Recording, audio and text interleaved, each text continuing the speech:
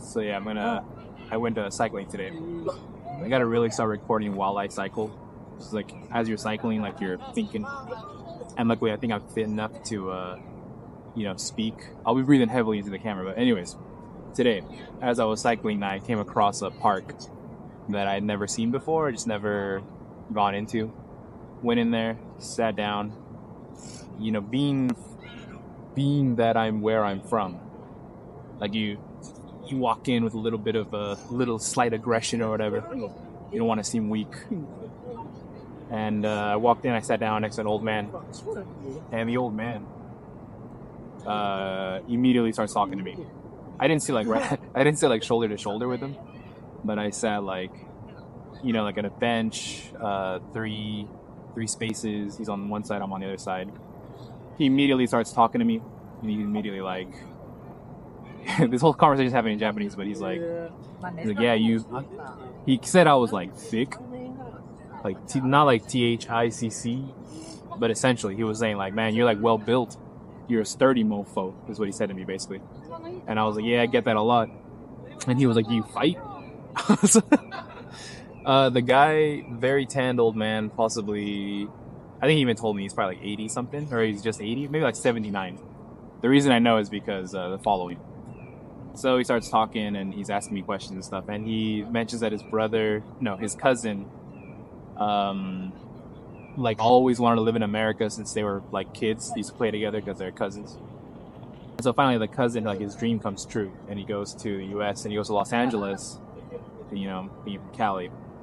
And so he ends up living there. And like the dude lost count. He was saying like 30 years, 40 years. But no, he was saying he went there out of college. So even if it was like he somehow graduated college when he was 30, which I don't think that was the case. And he's lived there until he was like 82, according to the guy. So he was literally in the US for 50 years. And apparently he came back to visit or something. I'm not quite sure if it was visiting or just like he came back to live. I think it was visiting. And so they met up like last week, and it was on his mind and stuff. And so up until now, it's a nice story. He's asking me what I do for work. He's asking me what I think about Japan. Like Japanese people, especially of an older generation. I don't know about the younglings. Times change. Like everywhere. But like, just look at my mustache. That's how you know I'm old. But that's how you know I'm grown, with the mustache. But that generation, they basically got mogged by America culturally when it comes to like what was on television and stuff. And they did their best to like not get so mogged, even if it meant ripping off songs from the West, switching up the tunes. Everyone does it. Latin America does it too. They did it too. They got like their own like Vietnam did it too. They got like there's a lot of like really good like basic copy paste melodies from like the West. And then they just like changed up the lyrics, made it their own thing, So he's from that generation. And so it's almost like, towards the end, let's be real, towards the end of that incarnation, like all he really wants to know is like, are we winning? Like, are you winning, son? Like, that's what he wants to know. He's like, do you like Japan? Did we do it? You're American, right? Did we, like, is Japan good? Did Japan do its best? But what it really is like, it's more like, they worked really hard to have like what they have. And a lot of people get famous online by talking mad shit about it. And he's just like, I'm like, yeah, dude, it's like peaceful. And I told him, I was like, America is like the home of the free, etc. But I was like, and this is political, but it's not like, it's not recent political. It's always been like this since I was like born. Which is like, if I'm walking outside at night, and I'm just, of course, maybe this isn't even about America, it's like more about like my neighborhood, but it's like, if I'm walking around at night, going on a little walkie walk, like, I told him, as I was explaining the story, he was like, oh, is it dangerous? I was like, yeah, it's dangerous, but it's not dangerous because of like gangsters getting robbed. Like, sometimes it is. But most of the time, it's really just like cops. They just roll up on you and then you're like immediately suspected of something. If you're by yourself. By the way, at least when I was growing up, if you're walking around at night and you're in a big group, they just ignore you. Or they did back then. This is all very contextual. And I told him, I was like, I like how in Japan I could just walk around at like 3 a.m., 2 a.m. Like I'm just hungry. I just want to eat some potato chips. Just walk to a local convenience store, buy chips, and then get my chips, and then be on my way. And I've seen cops. I've come across cops that were like responding to like an altercation at a place near my place, and they were like on edge. I've never seen cops so on edge, and they saw me and they still treated me with respect. They didn't. They were just looking at me like they were looking at me. Don't get me wrong. I should probably tell that story later. But the point is, you don't get harassed. And like one thing that is shared, I should say, is like they do harass. Like cops will end up harassing people in like peaceful areas. I guess you could like judge. You could say maybe that's why they're peaceful, because they're just harassing everybody. It's a possibility. But anyways, I digress. I told him that, and I was like, yeah, we don't got that in the U.S. Like, if anything, at least where I'm from, maybe if you're like in the countryside. But even then, I don't know. If you're in the countryside and you're walking around at night, you guys have to tell me, those who are out there.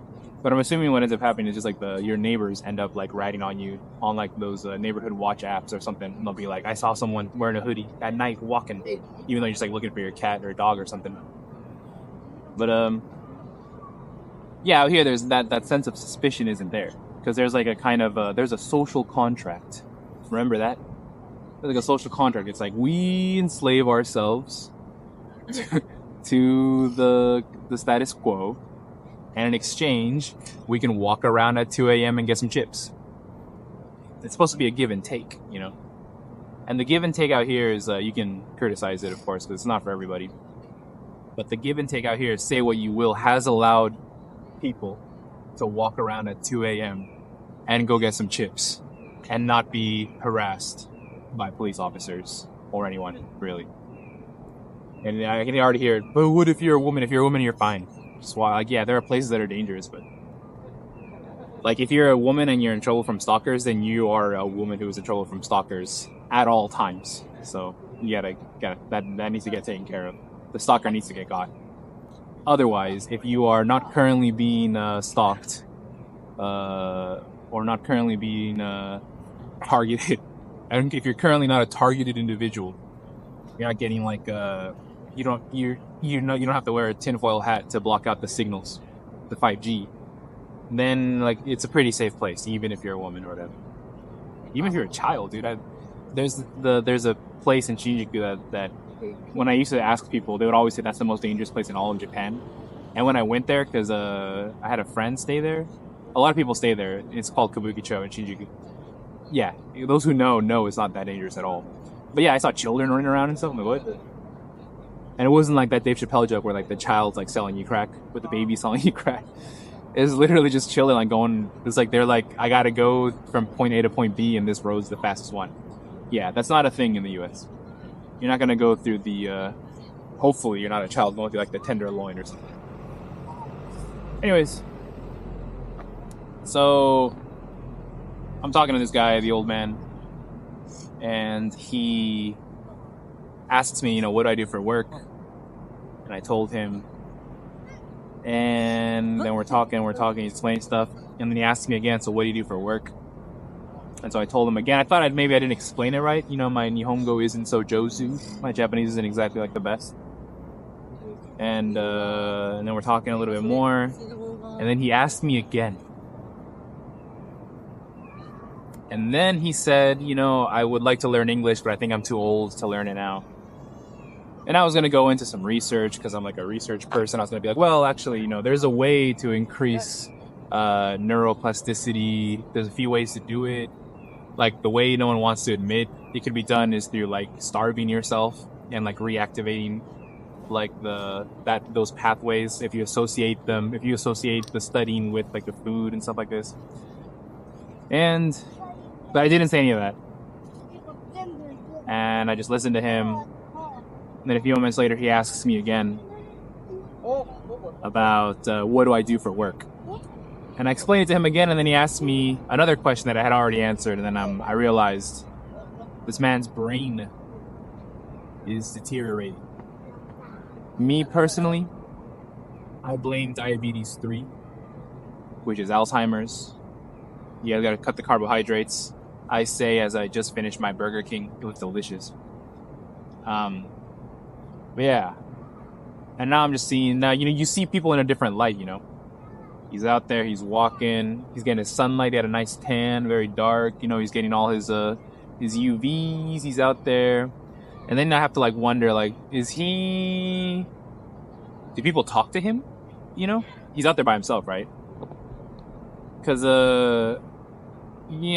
people who have isolated themselves, hopefully not many of you, but people who have isolated themselves for long enough know that if you isolate yourself for long enough, you just you lose the ability to speak for a little bit.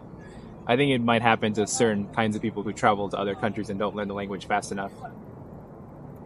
You just end up isolating. You end up looking for comfort in what's familiar. I think that's probably a reason why so many people stick to their own self-segregation, that gaijin bubble, like they call it, where all the foreigners just stick together. But had this man been abandoned is what I was thinking. I was wondering, maybe he doesn't talk to enough people. And, if you don't talk to enough people, if you don't socialize enough, maybe you lose ability to pick up stuff. But anyways, given his age, because he said he was, his cousin was 82, and he was about 2 years older than him. Makes him 79 or 80. Okay. And, it could have just been dementia, case of dementia. And then my next question was do people know? Does anybody in his family know? Have they noticed? Surely they've noticed. Surely when his cousin talked to him last week, and they're talking to him, and he's regaling him about his 50 years or whatever in Los Angeles. Surely he was damn, my cousin is gone. He's gone. His mind is gone. His mind is deteriorated. Last time I saw him was 50 years ago, and we were bros, and now he can't even he can't even remember the question that I answered moments ago. It was probably a minute, every minute or so. So he's on a loop. And my next question is okay, so if people know that his mind is deteriorating, is he being taken care of? Is he getting that treated? They say Alzheimer's can't be treated, although there's a whole amyloid plaque theory. Don't buy it. We will clearing out amyloid plaque in order to help with that. I don't buy it, but I'm not a researcher. Namely because it just goes back to the whole paradigm of treating the symptom but not the cause. It's hey, you have high blood pressure. Let's turn your veins into jello so that the blood doesn't slam against the veins so roughly. That's the solution. It's are you sure you don't want to just figure out why I have the high blood pressure in the first place? You want to turn me into a mutant? Make sure I have what would it be? Yeah, a mutant. I'm just gonna switch up my DNA.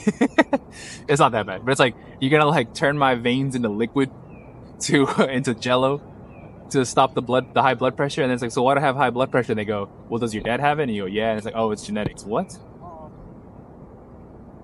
And if it were genetics, I'm sure you guys would probably try to sell us a way to switch up our DNA too. I'm sure that's coming. Anyways. Yeah, it just got me thinking about that old man. He was very kind, very nice, I guess. I wonder if his mind reset every few moments, and he just, next thing you know, there's just a mustachioed man next to him, and he's just oh, who's this guy? And he's I wonder to what extent he had to reset. He did catch himself a few times. He was saying oh, I know I've already asked this, but he couldn't stop himself from asking it. So it's very early on stage, whatever he's got going on, maybe. Although I wouldn't say it's early, actually, because you can usually kind of track that years and years ahead in advance. Anyways, a bit of a somber story, but a real one. That Burger King was good. I gotta get out, gotta get more sunlight. Okay. That's all for today. Thanks for listening.